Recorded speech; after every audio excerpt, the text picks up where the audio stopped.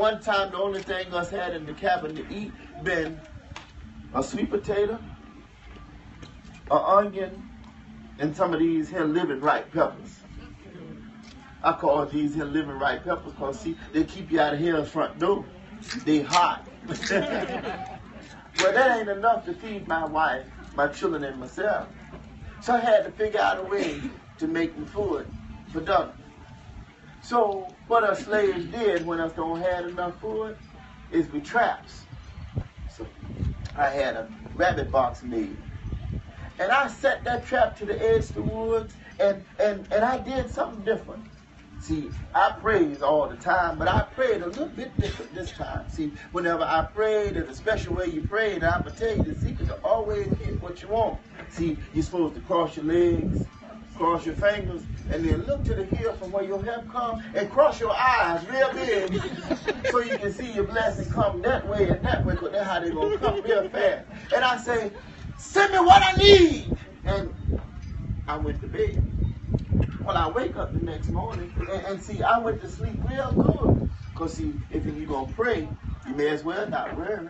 Because, see, if you worry, you may as well not even pray. Because it ain't going to make no much difference, you know.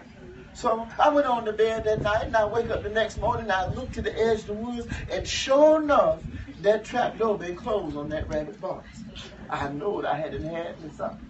So I went and I eased that box up, and I look over in there, and over in that box, been the biggest rabbit I ever seen in my life. Except the thing is, his tail been sticking out.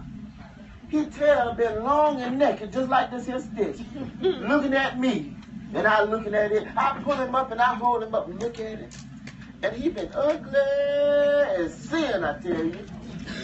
I set him down on the floor to look at him real good. I reckon, say, he think he gonna get free. So he look at me and he grin. I tell you, that joker made me holler. I screamed so loud, he like to fall over like he said he dead. But I knowed he wasn't dead because he look up at me and peep one eye. I said, well, you ain't got to play it dead long, brother. Wow, I knock him dead kill. I take him, and my boy, about far as I is from that boy there, and he looked at me and he fell out hollering and crying. I said, what you crying for? He said, because I ain't wanted to eat that. I said, why not? He said, because his face been ugly. I said, well, boy, you ain't going to eat his face, you're going to eat the meat inside him. So I stepped over my boy and I kept on going. And I went on to the cabin and I sat down on that step and I swings that thing just slick as a mole. He just been white as snow. Reckon you know there wasn't no rabbit right now. It been a possum. Yeah. And y'all eat muskrat around here, ain't it? Yeah, he kind of got that long tail like the muskrats. Well, anyway, I slick him clean as a mole, and I tell you, I cut him up in pieces and put him in the pot. I take that sweet potato and I put it on top of that possum meat, and I take 2 of these here peppers. Not 3, because see, if you use 3, it's going to burn you 2 times. You know, when you eat it, and then a little bit later on, y'all know, because see, I tell you, this and him, he said, oh Lord, help me please. Ain't nothing you can do about that, boy. Well, I tell you, we eat that possum stew later on, and I tell my children, I say, was it good? They say, yeah, boy, it tastes real good. I said, well, the same is true for peoples. My boy look at me and he say, you eat peoples too? I tell you, a heap of head and no sense. You got somebody that you know just like that. Well, I tell you, I say, my mom teach me that in the good, that in something. No common sense. That you had to find. It always something good in something, even if it looked like a possum. Always find the good in it. Somebody say, Adam, say, what in the world you reckon could be the worst thing could ever happen to a slave? Is it for you to die? Is it for you not to have enough food to eat? Is it for you to be beat on? Well, I can tell you this here truth. I be 34 years old, they tell me, if you look across my back right now, you wouldn't be able to see no tree on my back. Because I ain't never been beat before. Because see, my mom teach me something when I've been weak, Lord. And that thing my mom teach me been 3 things. She teach me a heap. But one night, I remember, just as sure as I remember yesterday, she sat me down in the floor and she said, son, one of these days you're going to forget what my face looked like. One of these days you're going to forget what my voice sound like. But don't you never forget these here words. And I said, no, man, I ain't going to never forget. Every night say the same thing. And she said, son, if you do these 3 things, you'll stay out of trouble and you'll learn a whole heap. I said, yes, sir. She said, always listen. And pay attention, because see, if you do that, you'll learn something. But you ain't got to always let everybody know everything you know. Because you know it don't mean everybody else know. You got to know you know it, right? And the last thing she tell me is to always pay attention and follow direction. Because she said that saved your life. So she put me in the bed that night, and I wake up the next morning, and time we get finished eating and start cleaning up there, the missus called me from the big house. Well, it wasn't not the normal, because see, she called before the sun wake up anytime, because see, I worked to the big house. Well, this day, I went running out the door, and my mom stopped me. She blocked the whole door. She been great big. My mom been strong in the face like that one over there. That's Jack Cunningham. She said, wait a minute. I said, yes, sir. But I got to go because the missus didn't call me. She said, you wait a minute. She can too. I tried to squeeze past her, couldn't get by. She stopped me. She said, now here, wait. And she reached me this thing here. I said, Mom, what is you giving me a gal's toy for? That a little gal's toy. I ain't want no doll, baby. What is you giving me that for? She said, this here ain't no toy. It called a blessing doll. And a blessing doll will keep you safe on your journeys. A blessing doll will make you feel well when you're sick. A blessing doll will make you brave when you're scared. But most of all, a blessing doll will make you feel like I ain't never leave you. I said, well, Mom, you ain't going to never leave me, but I was supposed to leave you. I got to go. The missus didn't call me again. And I squeezed past her, but not first she kissed me right down my head. And I went running to the big house, and I stopped just short the steps. And I see the missus standing over here, and see her husband done died a few years back. And I figured she been courting, because I said, Lord, she could have choose a better man than that, or he could have choose somebody, because he been great, big, fat, and ugly. And he raised back, and he look at me, he said, your name Adam? I didn't say the word, I just stood there. He said, come here, let me look at you. And I didn't move. The missus said, come on, Adam, let him see you. And I take a few steps there. And when I take them steps, she stopped me. And time she stopped me. She said, wait a minute, Adam. Strike out, run across the yard. Let him see how fast you can run. So I did. I ran fast as the wind, I tell you.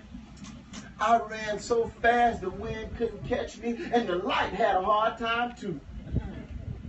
While I've been running, she said, Adam, show him how tall you can jump while you're running. So I run and I jump up, and I grab the sun in one hand, the moon in the other one, and a few stars in my teeth, and I bring them down and I lay them at their feet like an offering. And I stand there, proud and strong, not even that tired. And by this time, he had done come down and he walking around, he looking all upside me. Tell me to made a muscle. I made the biggest muscle I could make because I've been a man, so I think. He take my hat off my head, look all in my hair, look all in my mouth. And he look at the missus and he say, he look at the missus and he say, how much?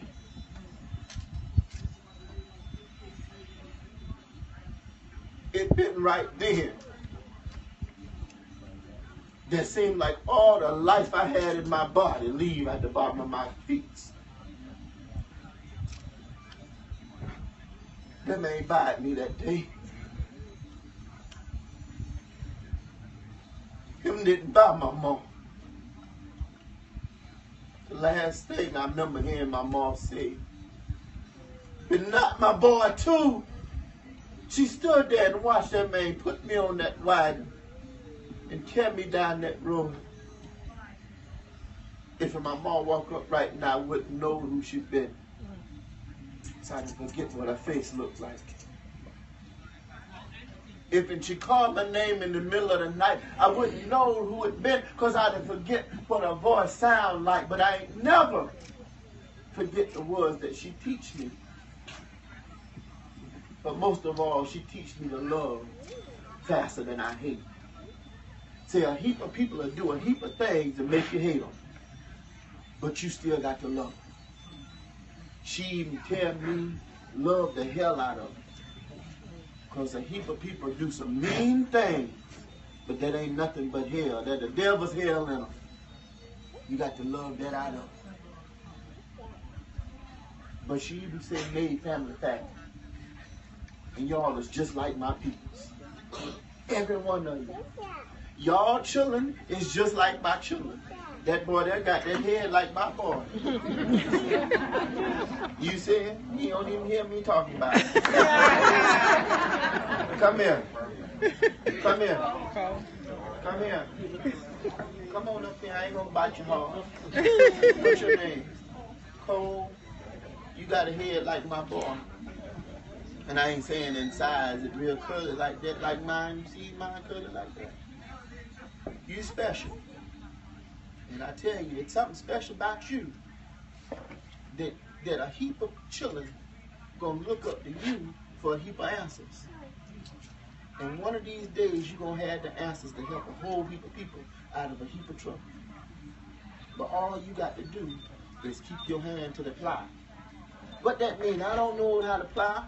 You got to keep your mind set on what it is you want to do when you grow up. Don't you let nobody change your mind. Because if you do, they're going to rule you. You be the master. It's yours. Don't you never forget the time that you spent with old Adam. You hear? No.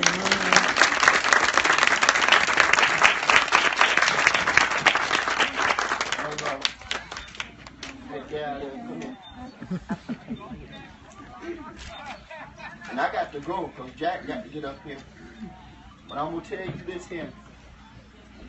I just want you to breathe. Sometimes you work so hard that you forget to breathe. Sometimes you put yourself in so much that you forget about you. But when you is gone, what's going to be left? Nothing. Take care of you first so that somebody can enjoy all you got to give. Because you got a whole heap more in you. But if you give all of it up right now, you ain't going to have no more left. Because we're going to take what we can to keep it moving. And it just be left. Take care of yourself. Then you take care of somebody else. Oh, Jack!